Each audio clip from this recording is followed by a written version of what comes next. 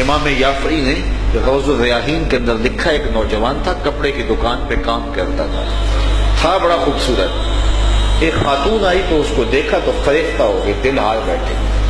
اس نے ضرورت سے زیادہ کپڑا خرید لیا اور گٹھڑی باندھ کر کے اس نے مالک دکان سے کہا کہ میرا سامان زیادہ بوجھل ہو گیا ہے، اگر اس لڑکے کو میرے ساتھ بھیج دو تو یہ میرے گھر چھوڑ آئے۔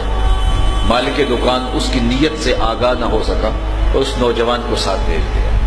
یہ اس کو اپنے گھر لے گئی۔ جب وہ داخل ہو گیا اندر تو دروازہ بند کر دیا اور حیا سوز لباس بھی اتار پھینکا اور اسے دعوت گناہ دینے لگی۔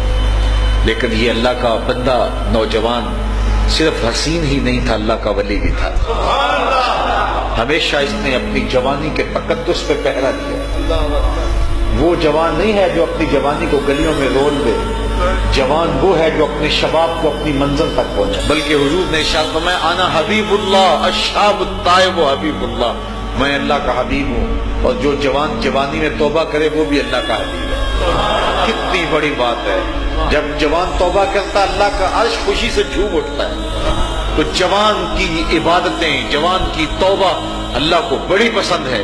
تو اس نوجوان نے اس کو کہا کہ بیوی میں تیری خواہش پوری نہیں کر سکتا، میں مجبور ہوں۔ لیکن اس نے جذبات کو آگ لگا دینے والا ہر جتن کیا، ہر ہیلا آزمایا۔ نوجوان نے سمجھا کہ کہیں ایسا نہ ہو کہ میری جوانی کا تقدس پامال ہو جائے اور میرے پلے کچھ بھی نہ رہے۔ تو اس کو ایک طریقہ سوجا، تو اس نے کہا کہ تم رکو، میں ذرا واش روم سے آؤں۔ تو وہ باتھ روم میں اندر گیا، پاخانہ کر کے اپنے جسم پہ پھل لیا، اور اسی حالت میں جب باہر آیا تو اس عورت کا سارا نشہ اتر گیا۔ اس نے دروازہ کھول دیا، کہا تو کوئی پاگل شخص ہے۔ تو اس نے دروازہ کھول دیا۔ وہ نوجوان دروازے سے باہر آ رہا تھا اور دل ہی دل میں رب کا شکر ادا کر رہا تھا، مالک میرا بدن گندا ہو گیا لیکن من تو زندہ رہا۔ کائنات کا سب سے حسین چہرہ وہ ہے جو جنسی کالک سے محفوظ ہو۔ باہر ایک کنواں تھا، وہاں آ کے اس نے غسل کیا۔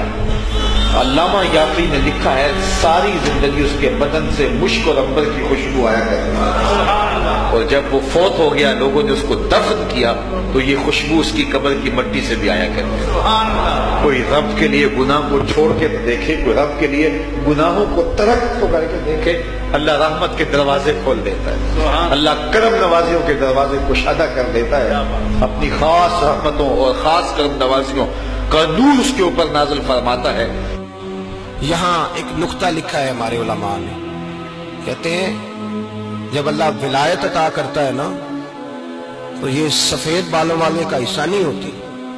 اگر جوانی میں کوئی آدمی توبہ کر کے تصوف کے راستے پہ چلتا ہے تو سب سے زیادہ ولایت اللہ اسے عطا فرماتا ہے۔ ولایت کا مطلب بڑھاپا نہیں، ولایت کا مطلب وہ نہیں کہ جب بڑا لمبا وقت گزر جائے تو پھر آدمی آئے کہ نہیں اب کیا کرنا ہے، اب مسجد ہی ہے، اب تو اس کے علاوہ گزارا ہی کوئی نہیں۔ تو اس وقت کا آنا اللہ کی بارگاہ میں قبول تو ہے، لیکن شاباشی اسی کو ملتی ہے جو جوانی کے وقت آئے۔